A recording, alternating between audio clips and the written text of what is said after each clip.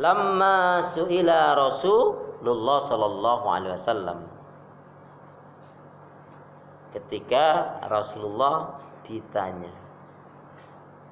lamma su'ila, ya, ketika ditanya Rasulullah sallallahu alaihi wasallam, ya Rasulullah, ayyul amal afdal, amal apa yang paling utama itu?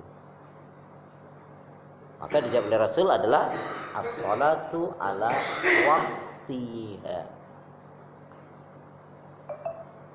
Kenapa? Orang yang beriman itu betul-betul menjaga sholatnya. Kalau kita belajar sholat itu dari siapa? Lebih khusus lagi, kalau kita belajar sholat jamaah itu dari siapa? Belajar sholat jamaah dari siapa, Pak Nu?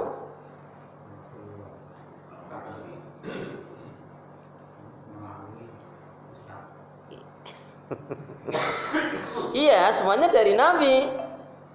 Kalau ini sahabat, dari sahabat siapa kita kalau belajar sholat jamaah itu? Dari sahabat Umar bin Khattab radhiyallahu anhu. Ketika sahabat Umar bin Khattab lagi asik-asik lihat kebun kurmanya, menikmati, alhamdulillah. Apa kata beliau? Alhamdulillah panen tahun ini, alhamdulillah lebih banyak daripada tahun-tahun sebelumnya. Alhamdulillah aku bersyukur. Berarti tahun ini, yang dipikir langsung nih, berarti tahun ini aku infak sedekahku bisa lebih banyak. Bukan beli ini beli itu dulu.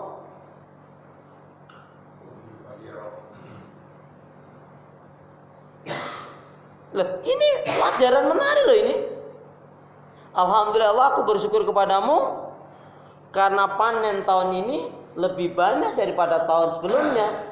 Alhamdulillah aku bersyukur kepadamu. Berarti langsung dia pikirkan, aku bisa infak sedekah lebih banyak daripada sebelumnya. Ini poin inti. Mendahulukan kepentingan Allah.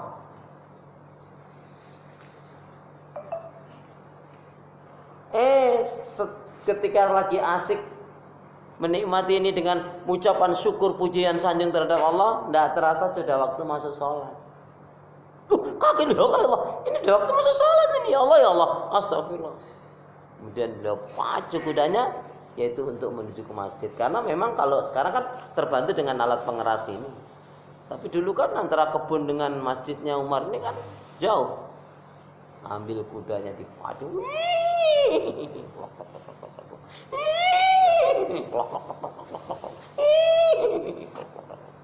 Sampai di masjid sudah rakaat yang keempat. Maknanya ketinggalan jamaah. Astagfirullah, astagfirullah, sedih menyesalnya enggak hilang ini. Zikir istighfar, baca Quran, belum juga menghilangkan sedih nyesalnya. Esok harinya kebun kurmanya dijual. Lah wong istrinya ya tanya, wong istrinya ya solihah ya tanya yang lembut, sayang, kenapa kebun kurma kita kok dijual? Karena istrinya solihah, kalau nggak soal, kenapa kebun kurma dijual? Kenapa sih?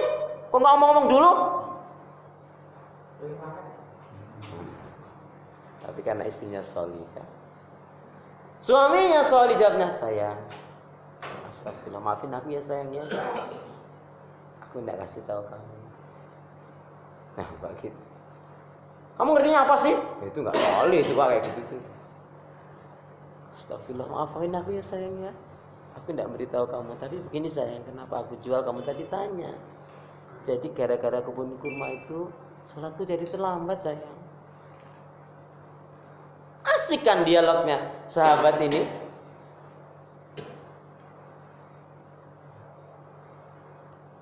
Dijual itu bukan untuk senang-senang.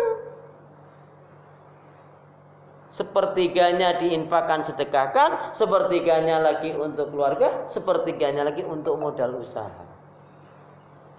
Atau kalau dibagi, yang 40%-nya loh, yang diinfakkan, disedekahkan di jalan Allah, 30%-nya untuk keluarga, 30%-nya lagi untuk modal usaha. Padahal dulu nggak ada kalkulator. Tapi ini kan hitungan matematikanya langsung ke sini. Saya nggak tahu gimana dulu cara berhitung. Allah a'lam bishawab. Ya. Jadi kalau kita belajar salat dari sahabat Umar bin Khattab tentang salat berjamaah. Yang kedua ditanya, summa ayu, lalu apa Rasul amal yang utama itu? Birrul walidain. Tapi apakah ada kepastian kalau orang tuanya baik, solihah, anaknya baik? Ada nggak kepastian itu? Tidak ada. Nabi Nuh, anaknya istrinya melangsak. Nabi Lut, istrinya melangsak. Giliran Nabi Ibrahim, ayahnya yang kafir ingkar. Giliran Maryam, giliran Ibunda Asia, suaminya yang kafir ingkar. Padahal Ibunda Asia adalah wanita yang digolongkan 4 wanita terbaik surga dunia dan akhirat. Ibunda Asia salah satu. Allah a'lam bishawab.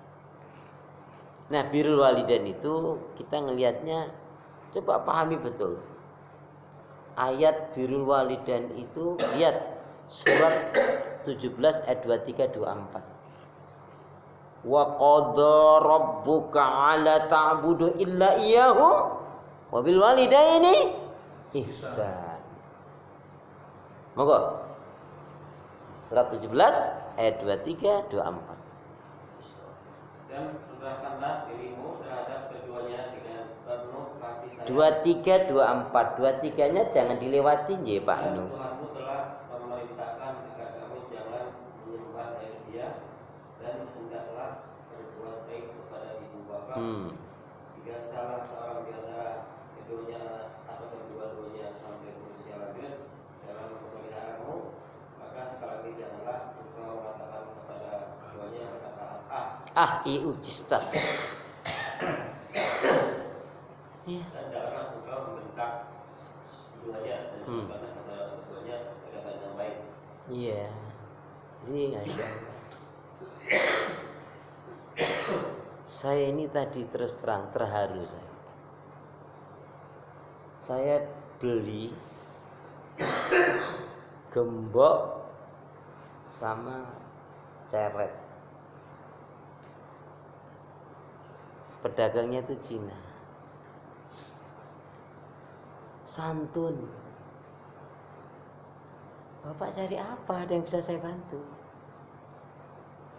Ini boleh kita lihat? Oh ya, silakan. Ada yang samping saya? Yang itu berapa? Yang mana ya Pak? Coba. Pak, saya ngelihat kelembutan orang ini dengan senyumnya. Oh yang ini sekian, nggak boleh kurang. Terima kasih. Teduh rasanya. Kok kalau itu berapa kok? Yang mana ya? Ternyata betul Islam itu lebih dari itu. Islam itu orang yang memiliki al-layyin, lemah lembut, memudahkan as-sahil, memudahkan urusan orang. Enggak jelimet. Enggak nggawe ribet. Orang gawe mumet. Lan ora gawe senep. Ini kurang pas nek kuwi. Nek mumet ki Mas bener terus orang gawe jelimet, nah terus ribet. Nah, kuwi wis bener kuwi.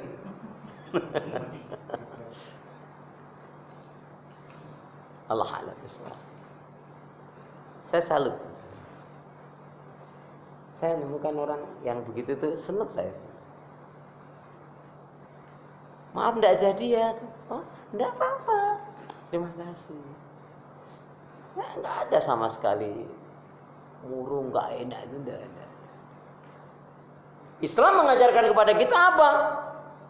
Tabassumuka fi wajhi akhika laka shaddaqah. Senyummu untuk saudaramu adalah sedekah. Tuh coba.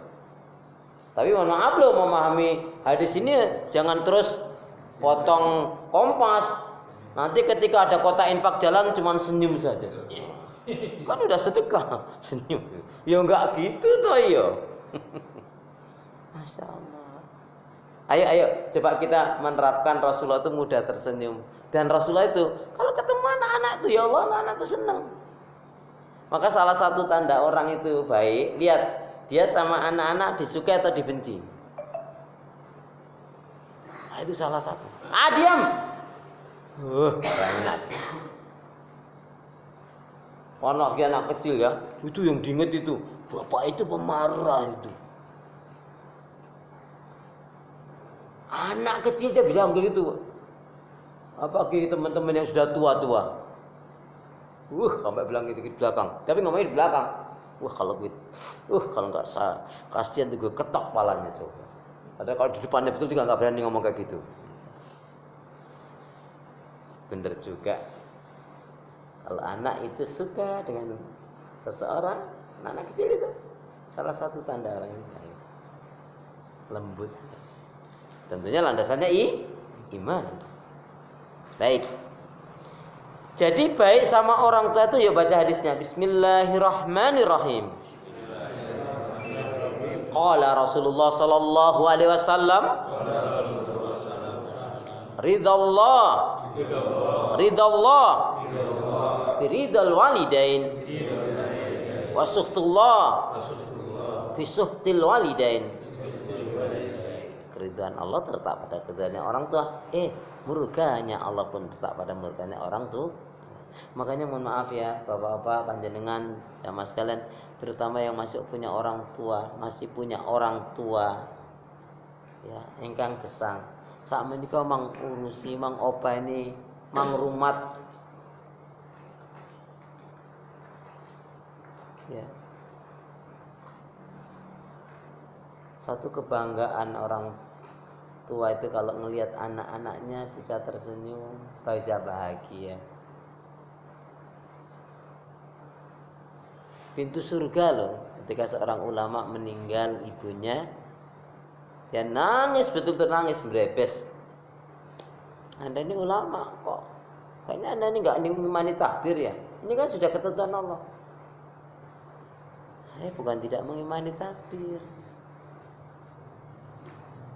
tapi masalahnya saya sudah kehilangan pintu surga, saya sudah nggak ada lagi nih pintu surga saya di dunia ini. Maka benar kata Nabi, ini harus kita ingat ya. Kalau kita ambil bahasa istilah rogiba anfun. Celakalah. Siapa yang celaka?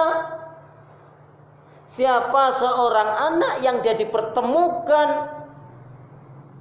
Allah pertemukan dengan kedua orang tuanya atau salah satu dari orang tuanya, tapi itu tidak menghantarkan, tidak menjadi penyebab dia masuk surga. Na'udzubillah nih. Wong tadi mengatakan ucis cas saja nggak boleh. Ustaz, saya dulu nggak baik sama orang tua saya, Ustaz, jahat saya, Ustaz, zalim, Ustaz. Ya sudah, istighfar, banyak sedekah, kemudian doakan yang baik orang tua kita, mendoakan orang tua kita paling tidak 6 hal. Ya Allah, ambillah kesalahan dan dosanya, terimalah amal kebaikan ibadahnya, berikanlah nikmat kubur atasnya, jauhkan, bebaskan dari azab kubur, dan jadikanlah kematiannya baik husnul khotimah, dan tempatkanlah di sisi tempat yang mulia. Paling tidak 6. Ampuni kesalahan dosanya. 5 tanam. Terima amal kebaikan ibadahnya, berikan nikmat kubur atasnya, jauhkan, bebaskan dari azab kubur, ya. Jadikanlah kematiannya baik husnul khotimah, dan tempatkanlah di sisimu di tempat yang mulia. Makanya Rasul itu bijak sekali ya. Ketika ada seorang anak bertanya kepada Rasul, sebelum ayah saya atau ibu saya meninggal, sekiranya saya katakan ayah, bunda, lakukan ini, yang saya maksud adalah kebaikan Rasul, pasti orang tua saya senang mendukung dan mau melakukan itu. Boleh nggak saya Rasul lakukan untuk orang tua saya? Lakukan. Ya. Makanya kan ada hadis indah sekali itu kan. Idza mata ibnu Adam, apabila anak Adam mati, inqata, terputuslah amalnya. Illa thalatha, kecuali shadaqatun jariyah, al ilmu yantafa'u bih, ilmu yang bermanfaat. Ilmu yang bermanfaat apa? Ilmu yang menjadikan dia cinta pada Allah, cinta kepada Rasul, cinta kepada akhirat, cinta kepada cinta kepada Allah, cinta kepada Rasul, cinta kepada Al-Quran, cinta kepada akhirat, dan cinta kepada ahli surga. Amin. Masya Allah. Ya Allah, ya Allah. Ya. Baik. Jadi berbakti pada orang tua, bahasa lebih cenderung saya mengambil membahagiakan orang tua. Guys, senengi wong tua kuwi bakal barokah, nyenengake. Tadi jelas kan? Celakalah siapa seorang anak yang dipertemukan oleh Allah dengan kedua orang tuanya atau salah satu dari orang tuanya, tapi itu tidak menjadikan sebab dia masuk surga. Maaf ya, saya mengambil pernyataan Pak Yusuf Hamka. Kalau mau sukses, muliakan orang tuamu. Beliau